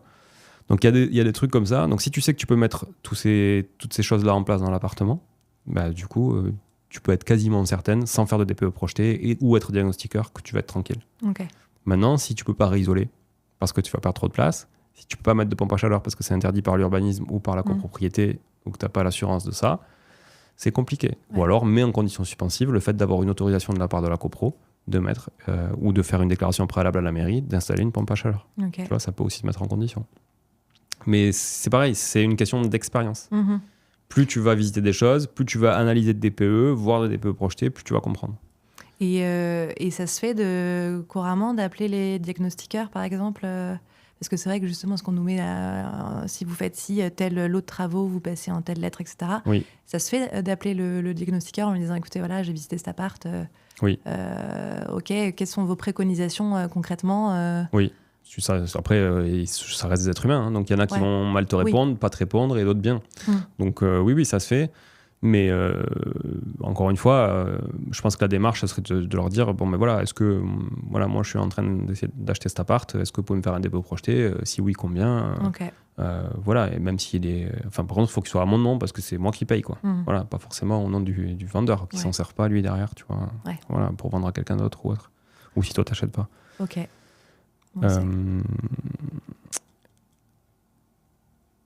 Sur le DPE, c'est vraiment un sujet crucial, donc voilà, je pense que c'est intéressant, tu as bien fait d'en parler. Est-ce que tu as d'autres choses à lever? Non, écoute, franchement, là, je pense qu'on a pas mal fait le tour. Hein. On se donne les objectifs, peut-être, pour la fois prochaine. L'idée, c'est que la fois prochaine, on rééchange ensemble, et que, grosso modo, ce qu'on fait souvent, c'est on fait 4 épisodes, tous les trimestres à peu près, ce qui fait qu'on suit la personne sur un an. Donc là, aujourd'hui, on essaie de lever un petit peu, de comprendre le projet, les blocages éventuels. Alors, t'as pas forcément beaucoup de blocages, en fait. Hein. Je pense que c'est un manque de volume, plus que de blocage aujourd'hui. Ouais, c'est possible. C'est un manque de volume et de terrain. C'est du terrain qu'il faut bouffer. Et pour ça, c'est juste du temps à dégager. Donc, de vous arranger entre PE et toi pour justement trouver qui fait quoi. Est-ce qu'il y en a... un des deux qui va analyser les annonces en amont, puis l'autre qui va aller visiter, ou est-ce que vous faites un peu tout tous les deux, qui va être là avec les artisans, parce que je suis désolé, et vraiment ça m'affecte parce que ma femme bosse avec moi et gère la partie travaux, mais une femme avec des artisans, c'est dur, c'est horrible, c'est vraiment très dur. Donc peut-être, et franchement ça m'emmerde de dire ça parce que je cautionne pas du tout, mais peut-être que c'est lui qui doit discuter avec les artisans, parce qu'il sera plus pris au sérieux. Et encore une fois, il n'y a aucune raison valable dans tout ça. C'est vrai mais c'est pas qu'une perception, c'est la réalité du terrain. Quoi. Donc peut-être que lui, c'est les artisans, parce que ça passera mieux, parce que peut-être qu'ils gonfleront moins les prix. Parce que c'est con, mais c'est comme ça. Hein. C'est vraiment un milieu... c'est masculin, très masculin, très macho. Mais ça peut être masculin et ouvert, tu vois. Mais là, c'est un peu macho et tout ça. Donc, de moins en moins. Mais... Voilà, c'est quand même pas facile. Donc voilà, à vous de voir comment vous répartissez les rôles, parce qu'encore une fois, je pense que c'est un problème de volume. Donc là, on se voit aujourd'hui, on se revoit dans 3 mois. Le but, c'est que dans 3 mois, d'ici 3 mois, tu aies fait une offre acceptée et que tu sois entre le compromis et l'acte. Voilà. Donc grosso modo, que tu aies au moins une offre acceptée, idéalement signé un compromis. Ce qui arrive après 15 jours, 3 semaines après la signature de l'offre, dépendamment de la réactivité des vendeurs pour donner les pièces aux notaires et des notaires pour caler les rendez-vous, etc. Voilà. Et ça, crois-moi aussi, on en voit passer des notaires et il y en a qui sont rapides et il y en a qui ne le sont pas du tout. Voilà. Hein, donc, donc dans 3 mois, on va reprendre date. Du coup, ça te fait vraiment tu vois, c'est bien, ça va nous mettre une échéance. 3 mois, on est quoi? Là, on enregistre on va dire début mai. Ça fait juin, juillet, août. Donc il faudrait qu'on se revoie courant août. Tu vois, voilà, rentrée au pire, début septembre, en fonction des contraintes de chacun. Bon objectif. Et voilà. Et donc d'ici là, volume. T'hésites absolument pas à me solliciter si besoin, vraiment. Fais-le, même si voilà, je dois te mettre en relation avec Arthur qui bosse, qui est un de mes collaborateurs sur Artae, tu vois, qui gère pas mal de projets d'ailleurs à Toulouse pour nos clients. Encore une fois, on ne pourra pas t'aiguiller sur le marché, mais on pourra donner quand même. On a des habitudes de réflexion, si tu veux, qui sont là, qui sont bien ancrées. Et on pourra aussi peut-être te partager notre tableau de simulation, d'investissement, des hypothèses, où tu pourras rentrer tes données. Et ça, on va te le faire. Je vais te le partager. Comme ça pourra te permettre d'analyser les projets. Tu te crées une colonne par projet et ça te permettra vraiment de les comparer tous sur la même page. Quoi. Voilà. Super. Je peux faire autre chose pour toi, Constance? Écoute, c'est parfait. Et je te remercie beaucoup. Merci beaucoup, parce que tu m'as amené un Beaulois. Voilà. Ça s'appelle le Beaulois. Alors, c'est un pavé. Je peux appeler ça un pavé. Hein. C'est un pavé. On pourrait peut-être le mettre par terre. On peut marcher dessus, je pense. C'est un pavé que de chocolat. Voilà. C'est un fondant au chocolat, spécialité de la Baule, pas très loin de Nantes, Saint-Nazaire, pour ceux qui connaissent. Et voilà, il a la réputation d'être le meilleur fondant au chocolat de France. Attention. Ils disent gâteau au chocolat 6 parts. Et franchement, vu le poids, je pense qu'on peut en faire plus. Donc, meilleur gâteau fondant au chocolat de France? Ouais, il paraît. Ok. Et donc, c'est la pâtisserie de la plage. Voilà. Marie-Lou. Comme. Pâtisserie de la plage. Merci beaucoup, en tout cas, Constance, pour cette gentille attention. Merci d'être venue dans notre sud où il fait... D'ailleurs, on se caille, hein, t'as vu, ça tombait le chauffage, t'as vu que ça allait tomber. Oui, parce que dans le studio où on enregistre aujourd'hui, qui est en plein cœur de Toulouse, du coup, on a du chauffage que j'enlève pour éviter qu'on ait un bruit ambiant de soufflerie pendant l'enregistrement, et donc on se caille. Voilà. Ça va, je suis bretonne. Ah, t'es bretonne, bon, ça va. Tu veux que je fasse un trou pour la pluie et tout? Pour je m'attendais à celle-là. Bon, merci encore, Constance. À très vite. Et merci surtout d'être tous au rendez-vous chaque semaine pour nous écouter. Et j'espère que l'épisode coaching vous a plu. Si vous voulez vous aussi participer à cette aventure du coaching, n'hésitez pas à nous contacter. On fera un petit casting, parce qu'on a fait 4 heures d'entretien avec Constance pour savoir si ça pouvait le faire ou pas. On vous fera un petit casting et puis on pourra aussi vous accompagner volontiers. Voilà. Merci, à bientôt. Ciao, ciao. Salut.